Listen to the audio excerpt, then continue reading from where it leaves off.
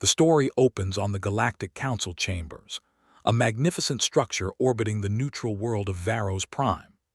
Admiral Kyle Morrison of the Terran Defense Fleet stands before the assembled representatives of 43 alien civilizations. The chamber itself is a marvel of engineering, with translucent walls showing the stars beyond and holographic displays floating above each DELEG a TIONS Chinese letter. The humans have been part of the galactic community for 15 years, ever since first contact with the Varosian exploration fleet. During this time, humanity has been seen as peaceful traders and skilled diplomats, but militarily insignificant. The Council maintains detailed records on every member species' military capabilities, and according to their intelligence, Earth possesses approximately 800 warships, a respectable defensive force but nothing that could project power across multiple star systems. Admiral Morrison is accompanied by Ambassador Claire Winters, a veteran diplomat who has spent the last decade building relationships with key Council members. Also present is Captain Greg Holland, commander of the TDF Valiant, one of humanity's publicly known cruisers. The tension in the chamber is palpable as Morrison prepares to address the crisis that has brought them here. The crisis in question is the Crythian Dominion, a militaristic empire that has been conquering its way through the Outer Rim for the past 3 years. The Crythians are a reptilian species with advanced weapons technology and a fleet estimated at over 100,000 warships. They have already subjugated 14 independent systems and show no signs of stopping. Their latest target is the Selenar Coalition, a peaceful federation of 3 species who have been Council members for centuries. The Council debates have been going on for months. The major powers, the Varosian Concordat, the Melkari Union, and the Gentari corporate states, all possess formidable fleets, but none want to commit to a war that could devastate their economies and populations.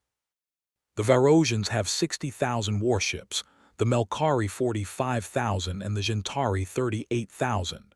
Combined, they could match the Crythian fleet, but the cost would be astronomical. Council Chairman Varix, a tall, crystalline being from the Varosian home system, has just finished explaining why another round of sanctions against the Crythians is their best option. The mood is one of resigned acceptance. The Selenar are doomed, and everyone knows it. The Council has chosen pragmatism over principle. That is when Admiral Morrison requests permission to speak. Ambassador Winters looks nervous, knowing what is about to happen.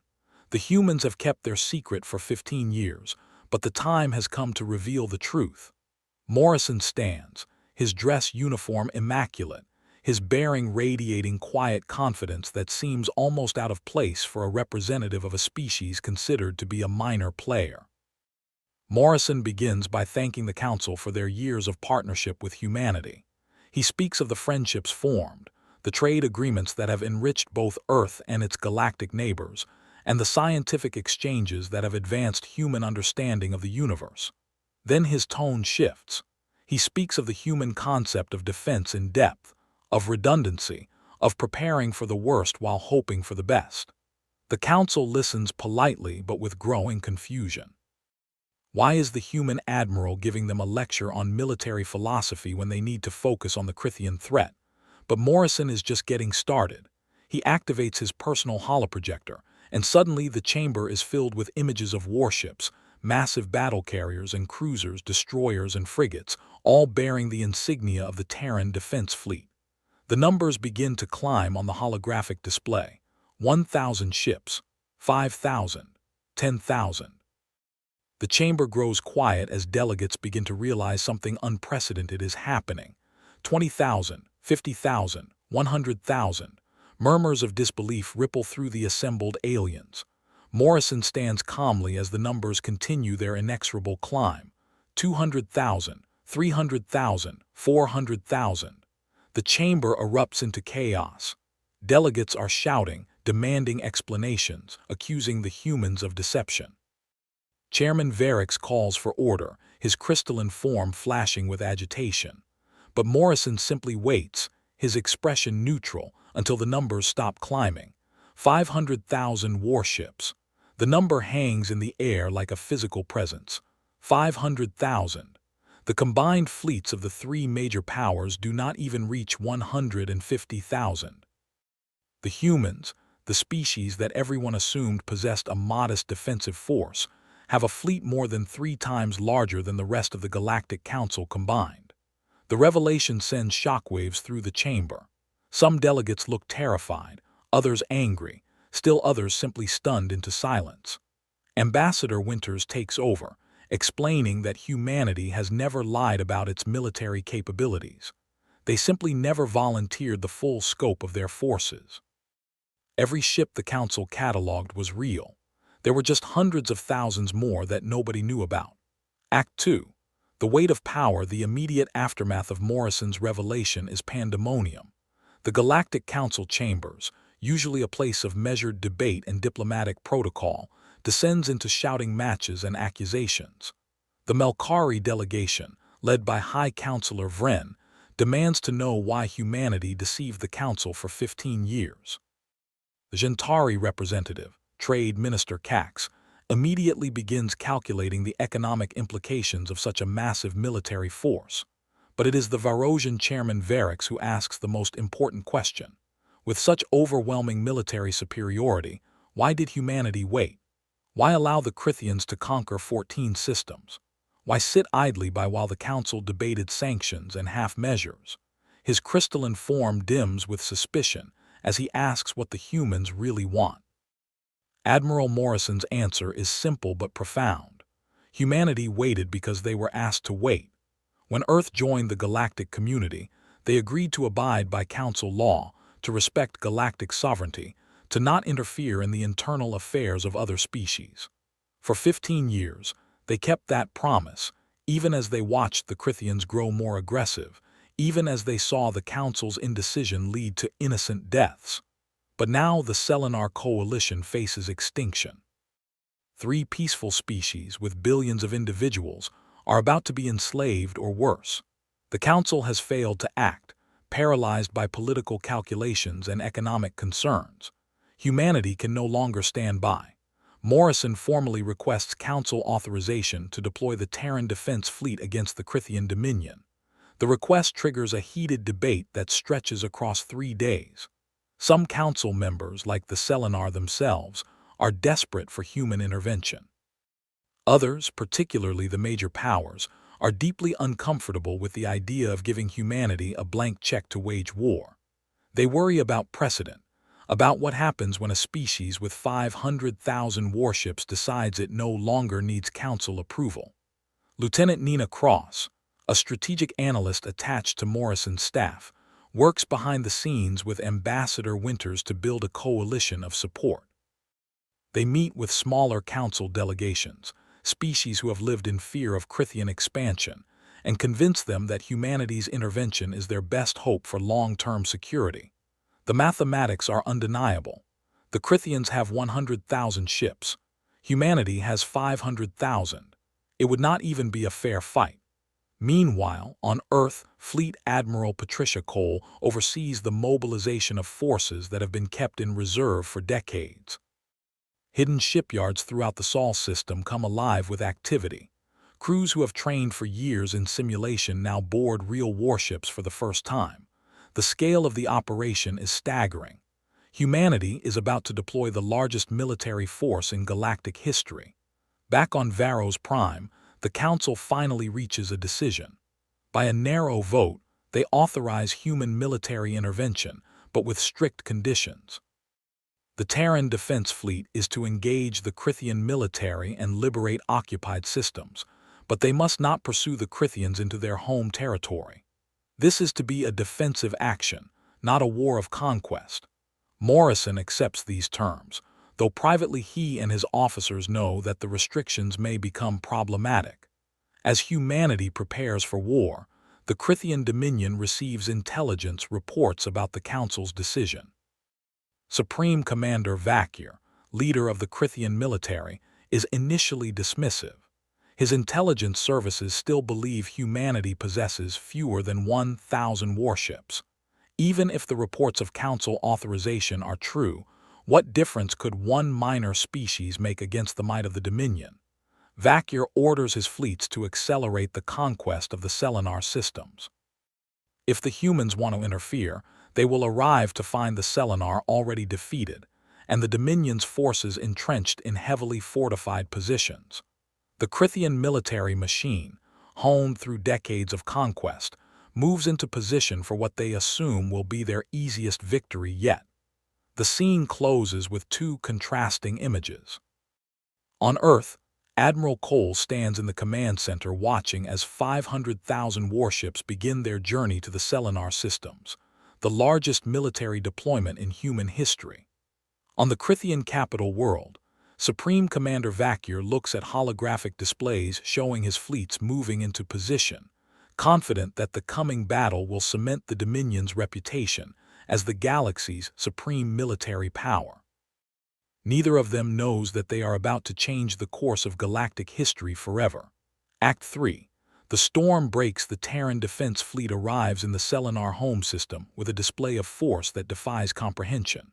The Crithian invasion fleet, numbering some 30,000 warships, has just begun its assault on the planet Selenar Prime when the first wave of human vessels drops out of faster-than-light travel.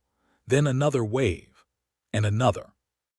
The Crithian sensors struggle to process the incoming data as the numbers climb beyond anything in their tactical databases. Captain Greg Holland commands a squadron of cruisers in the vanguard of the human fleet. His tactical officer, Commander Lisa Grant, calls out contacts as they appear.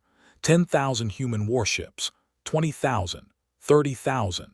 The Crithian fleet begins to withdraw, recognizing that they are suddenly outnumbered. But the human ships keep coming. 40,000, 50,000, 60,000. Admiral Morrison broadcasts a message to the Crithian fleet commander, Admiral Thrax. The transmission is simple and direct. The humans are here under Council authorization to defend the Selenar coalition. The Crithian fleet will withdraw immediately from Selenar space and release all occupied systems, or face the consequences. Thrax, a veteran warrior who has commanded successful campaigns across a dozen systems, responds with defiance. The Dominion does not surrender, and certainly not to a species of primitives. The battle that follows is less a fight than a demonstration. The human fleet does not simply outnumber the Crithians. Their weapons technology is more advanced, their shields stronger, their tactical coordination flawless. Waves of human fighters sweep through Crithian formations, destroying ships with precision strikes. Human battle carriers launch devastating barrages that tear through Crithian capital ships like paper. Lieutenant Nina Cross, monitoring the battle from Morrison's flagship, watches as the Crithian fleet disintegrates under the human assault. She feels no joy in the destruction. Each Crithian ship contains hundreds or thousands of crew members, individuals with families and dreams, now dying because their leaders chose conquest over peace. But she also knows that allowing the Crithians to continue their rampage would have led to far more deaths. Within 3 hours, the Crithian invasion fleet is destroyed. Admiral Thrax's flagship is one of the last ships to fall, torn apart by concentrated fire from human heavy cruisers. The few Crithian vessels that manage to retreat carry with them news that will shake the Dominion to its core. The humans are not a minor power. They are something the galaxy has never seen before. News of the battle spreads across the galaxy at light speed. Within days, every council member and independent system knows what happened at Selenar Prime. The reaction is mixed. Some species celebrate humanity's victory and the rescue of the Selenar. Others, particularly the major powers, view the demonstration of human military might with deep concern. If humanity can destroy a Crithian fleet so easily, what is to stop them from imposing their will on everyone else? On the Crithian capital world, Supreme Commander Vacure faces a crisis. His intelligence had catastrophically underestimated human capabilities, and now 30,000 Crithian warships are destroyed, along with hundreds of thousands of experienced crew members. But Vacure is not ready to surrender. He orders the mobilization of the entire Crithian fleet, all 100,000 remaining warships, for a counterattack. The Krithian leadership believes that humanity cannot possibly have deployed their full strength to Selenar Prime. Surely the bulk of those 500,000 ships must be defending Earth and other human colonies. If the Dominion strikes quickly and in force, they can overwhelm the human fleet before reinforcements arrive. It is a desperate gamble, but Vacure sees no other option. If the Dominion shows weakness now, their entire empire could collapse. As the Krithian fleet assembles for its counteroffensive, humanity continues to liberate occupied systems. The pattern repeats itself again and again. Human fleets arrive in overwhelming force, the local Krithian garrison surrenders or is destroyed, and the occupied population is freed. Captain Holland's squadron alone participates in the liberation of 4 systems, each time witnessing the grateful relief of species who had thought themselves doomed to permanent subjugation. But Admiral Morrison knows that the true test is coming. His intelligence network reports the massive Krithian buildup, and he understands what it means. The Krithians are going to make one final, desperate push, and when they do, humanity will have to make a choice about how far they are willing to go to end this war. Act 4. The final stand. The Krithian counteroffensive launches with impressive coordination. 100,000 warships, nearly the entire remaining strength of the Dominion, drop out of faster-than-light travel at the edge of the Valter system. Valter is a recently liberated world, home to one of the species the Krithians had conquered. A human garrison fleet of 15,000 ships, commanded by Rear Admiral Jack Torres, defends the system. Supreme Commander Vacure has chosen the target carefully. Valter is strategically important, sitting at a key jump point between human-controlled space and the remaining Krithian territories. It is also far enough from the main concentration of human forces that Vacure believes his fleet can achieve victory before reinforcements arrive. As his ships move into attack formation, he broadcasts a message to Admiral Torres demanding immediate surrender. Torres, a veteran of the Mars Rebellion 30 years earlier, responds with characteristic bluntness. The Krithian fleet is welcome to try. His 15,000 ships form a defensive perimeter around Valter, while emergency transmissions speed toward Admiral Morrison's position requesting reinforcements. The tactical situation looks dire. Even with superior technology, 15,000 ships cannot hold against 100,000 indefinitely. But Torres has one advantage that Vacure does not know about. The human fleet's faster-than-light drives are significantly more efficient than Krithian technology. When the call for help went out, Admiral Morrison was 3 days away at maximum Krithian fleet speed. At maximum human fleet speed, he is 6 hours away. And Morrison is bringing 200,000 warships. The Battle of Valter becomes a masterpiece of defensive warfare. For 6 hours, Torres' fleet holds the line against overwhelming odds. Human ships maneuver with precision, using the system's asteroid fields and gas giant for cover, striking at Krithian formations and withdrawing before they can be surrounded. Casualties mount on both sides, but the humans maintain their cohesion even as they lose ship after ship. Captain Holland and Commander Grant are part of the relief force racing to Valter. Grant monitors the tactical feeds from the battle, watching as the garrison fleet fights with desperate courage. She sees cruisers ramming Krithian battleships when their weapons run dry, sees damaged destroyers using their last power to screen civilian evacuation transports, sees the kind of sacrifice that defines what it means to be human. When Admiral Morrison's relief force arrives, the Krithian fleet is on the verge of breaking through the human defensive line. But suddenly the tactical situation reverses catastrophically. 200,000 human warships drop out of faster-than-light travel in perfect formation, surrounding the Krithian fleet in a sphere of overwhelming firepower. The trap that Vacure thought he was setting has become his own doom. Morrison broadcasts one final ultimatum. The Krithian fleet will power down their weapons and surrender, or they will be destroyed. There will be no third option. For a long moment, nothing happens. Then, slowly, Krithian ships begin to go dark as they deactivate their weapon systems. Not all of them. Some ships, including Vacure's flagship, choose to fight to the end. But the majority of the Krithian fleet recognizes the futility of continued resistance. The Battle of Valter ends with the destruction of Supreme Commander Vakir's flagship and the surrender of 78,000 Crythian warships. It is the largest mass surrender in galactic history. The remaining Crythian ships that chose to fight are systematically destroyed, but the vast majority of Crythian crew members survive to become prisoners of war. The war is effectively over. The Crythian Dominion, its fleet destroyed and its leadership dead, sues for peace. The terms are harsh but not vindictive. The Crythians will release all conquered territories, pay reparations to the species they subjugated, and reduce their military to a purely defensive force under Council oversight. But there will be no occupation of Crythian home worlds, no war crimes trials beyond the most egregious cases. Humanity's goal was never conquest or revenge, only security. As news of the victory spreads, the galaxy must grapple with a new reality. Humanity is not simply another Council member. They are, by any measure, the dominant military power in known space. How they choose to wield that power will shape galactic civilization for generations to come. Act 5. The New Order. 3 months after the Battle of Valter, the Galactic Council reconvenes on Varos Prime. The chamber is tense with anticipation. Every species represented knows that this session will determine the future of galactic governance.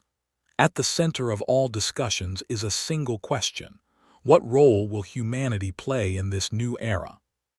The major powers, led by Chairman Varix of the Varosian Concordat, propose a new council structure that would give humanity a permanent seat on the Security Council with veto power over military actions.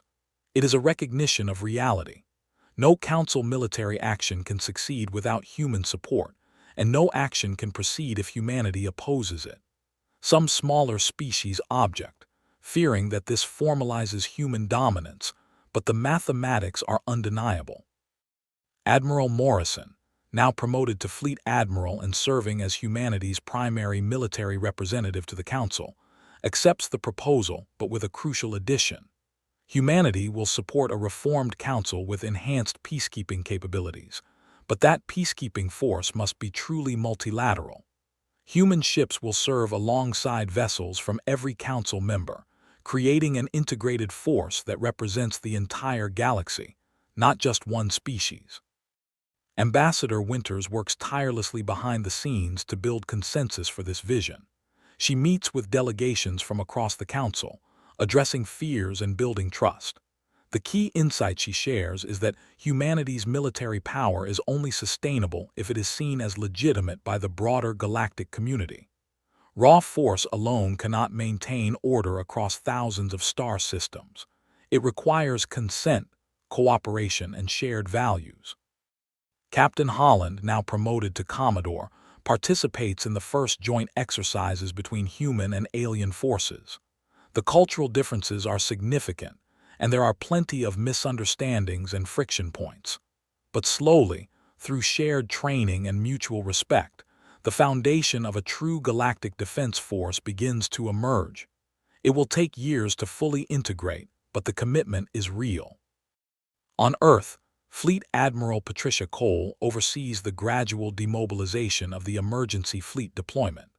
Hundreds of thousands of human crew members return home, transitioning back to civilian life after months of war. But a significant portion of the fleet remains on active duty, patrolling the former Crythian territories and deterring any thoughts of renewed aggression. The Crythian Dominion itself undergoes dramatic transformation. The military government that led them into war is replaced by a civilian council that begins the difficult work of rebuilding their society. Many Crythians are bitter about their defeat, but others, particularly younger generations, see it as an opportunity to chart a different path. Human advisors work with Crythian reformers to establish democratic institutions and economic development programs.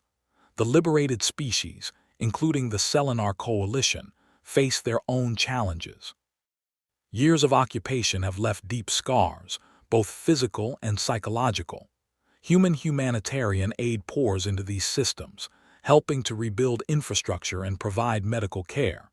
But the humans are careful to support rather than control, recognizing that these species must chart their own future. Lieutenant Nina Cross, promoted to commander, joins the new Galactic Peacekeeping Command as a strategic planner. She works on developing response protocols for future crises, trying to ensure that the galaxy will never again face the kind of paralysis that allowed the Krithian rampage to continue for so long. It is challenging work, balancing the need for rapid response with respect for sovereignty and the rule of law.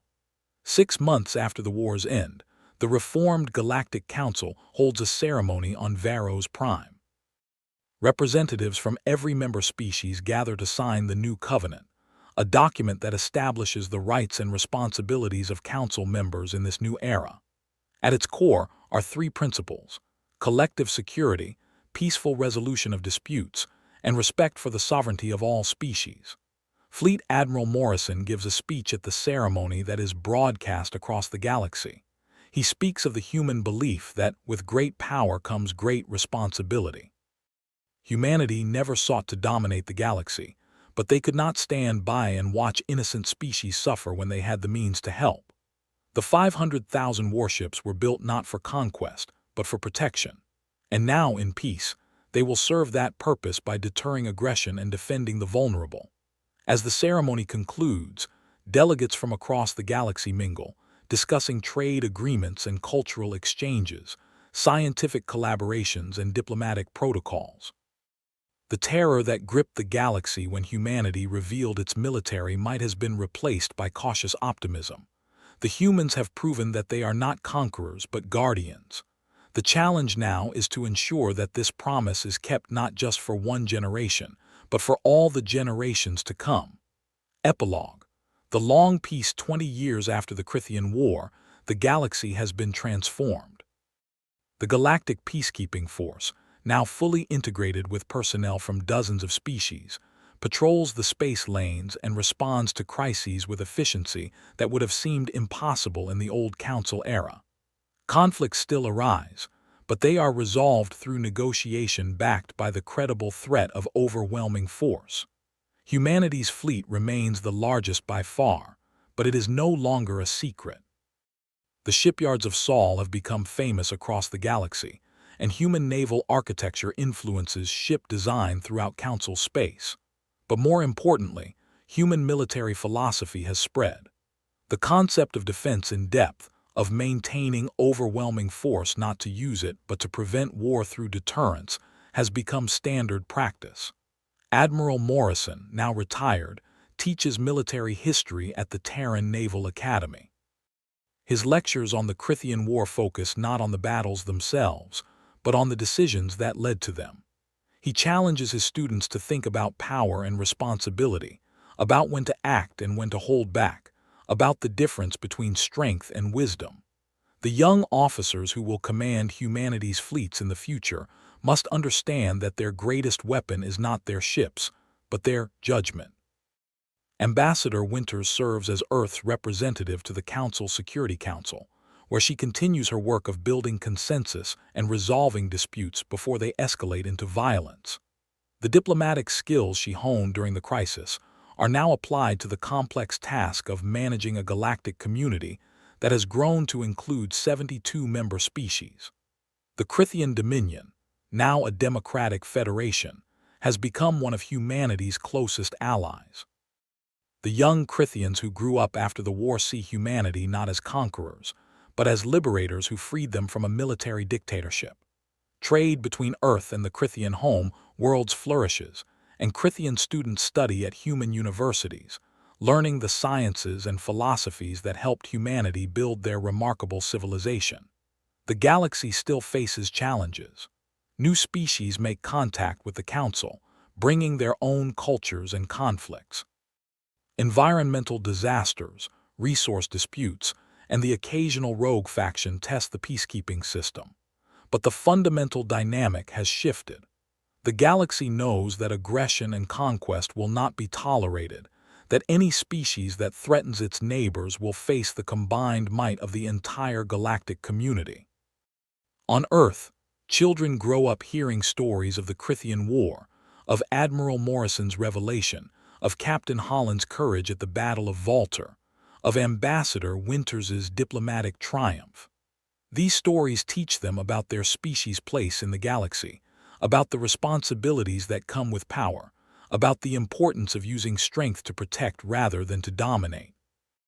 In orbit above Earth, the massive fleet that once struck terror into the hearts of the galaxy's powers now serves a different purpose. The ships still patrol, still train, still maintain their readiness.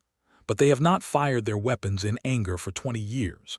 They are a promise, visible to all who look at human space. We are strong enough to defend you and wise enough not to threaten you. The galaxy watched in terror when humanity unleashed 500,000 warships. But terror has given way to trust, built ship by ship, decision by decision, year by year. The humans proved that overwhelming military power need not lead to empire. Instead, it can be the foundation of lasting peace. This is the story of how humanity became the galaxy's guardian, not through conquest or intimidation, but through the careful application of force in service of justice. The 500,000 warships remain, ready if needed. But their greatest victory is that, increasingly, they are not needed at all. The long peace has begun.